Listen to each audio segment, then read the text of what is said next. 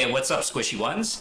I have a new review of the Unstoppable Wasp issue 4, and it is brought to you by Spirit's Destiny number 2. The Kickstarter is live right now.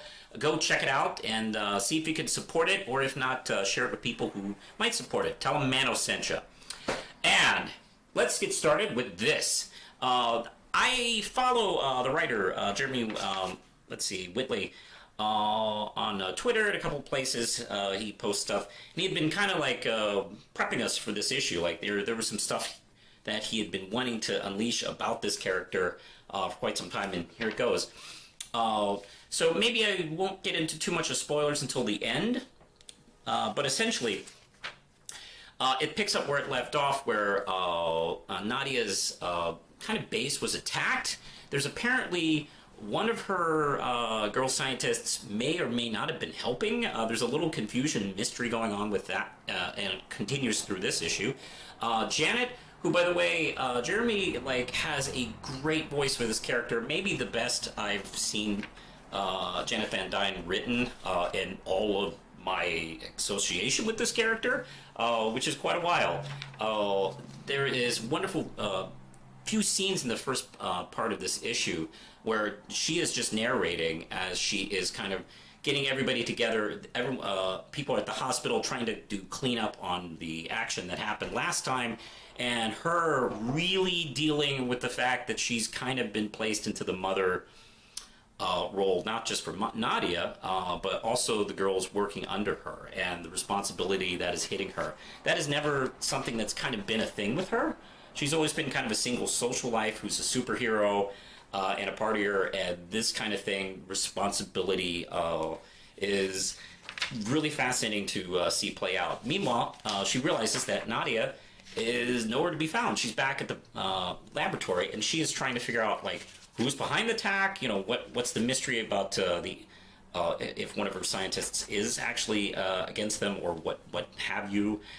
She's trying to create something for a seminar that Janet had set up for her at the beginning of the series, and she is stressing out. She's checking out all the surveillance tape with the security guards, and she decides that she realizes that she has this mini laboratory in this little necklace, and of course, because of sci-fi stuff, it slows down time, so it gives her a lot of time to work. So she just goes into it, shrinks into it.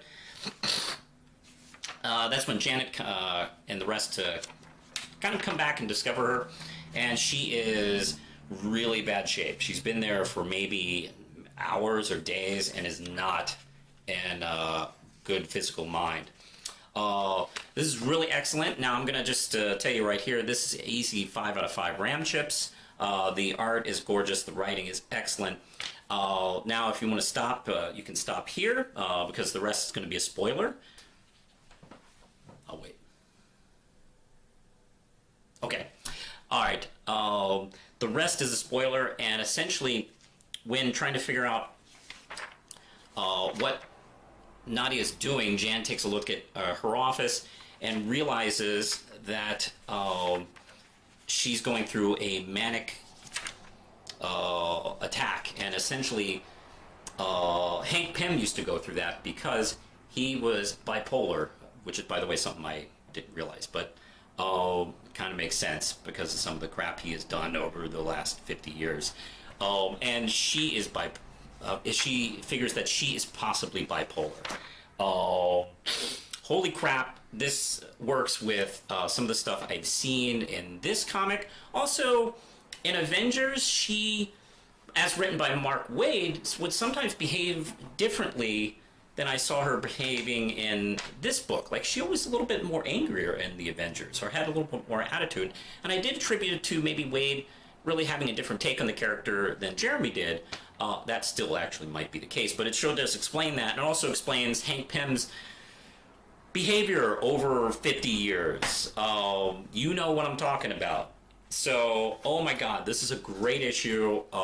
More important than I had. He was kind of building it up, but it was like, okay, this is probably some usual kind of lineage kind of secret super thing. and I did not realize he was going there. So wow, this is a good book. It's early. It's like January and February. It's gonna be. This is gonna be one of the better books I've read this year. So 5 out of 5 Ram Chips. Definitely worth checking out this series if you hadn't picked up Nadia's. If you haven't picked up the previous one, go get that and go get this. It's a really good book. So, you can hit me up on social media. Woo! I'm on Twitter, Facebook, Real Manos Facebook, Red Knight Facebook. You can support this channel on Patreon, starting at just $1 a month. And also, I want to mention one more time, Spirit's Destiny #2 is on Kickstarter. You can support the book there. If you want to help out indie creators, please do so. And if you support it, you leave a comment that said Manos sent you. I'm sure they'll appreciate that. All right, so until next time, push the button, Lindsay.